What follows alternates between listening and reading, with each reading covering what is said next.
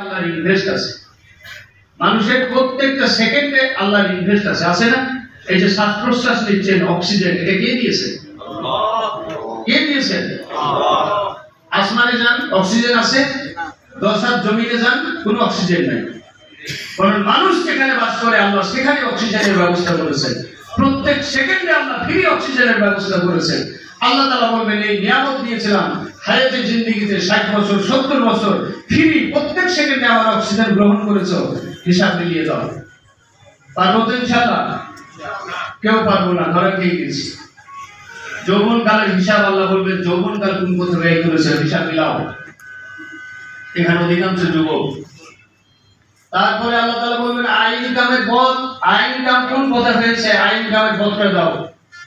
ইনকামকৃত সম্পদ কোন পথে ব্যয় করেছো, খরচের হিসাব মিলাও। 4 নম্বর প্রশ্ন, খরচের হিসাবটা মিলাও।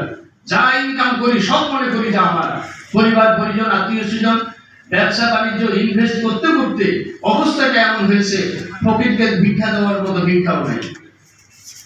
প্রত্যেক মাসে ব্যবসায় উন্নতি হচ্ছে। আল্লাহ বলবেন খরচের হিসাবটা মিলাও। 5 নম্বর প্রশ্ন হলো, আমি যে ইলম দিয়েছিলাম এই ইলমের হিসাব মিলিয়ে দাও।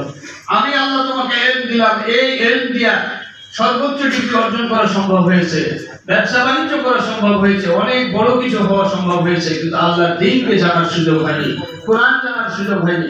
সেদিন কিন্তু আল্লাহ তাআলা হিসাব মিলিয়ে চাইবেন। আমরা পারবো তো ইনশাআল্লাহ?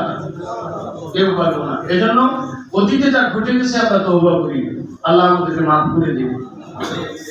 আর সামনের সময় যেটুকু আছে, যার যেখানে দায়িত্ব আছে, এই দায়িত্বকে ইবাদত মনে করে আমরা আগামী দিনে কাজ পরিচালনা করার একটা চিন্তা করি, সুযোগ করি। তাহলে বিতাড়িত জাহেলিয়া কুটি ঝুঁকি মারছে এখনো। আজকেও 14 নম্বর সেক্টরে ঘোরা খেয়েছে, ইলেকট্রিক বিতরণ করতে গেছে। এই মাসে নাকি তারা বিপ্লব করতে চায়।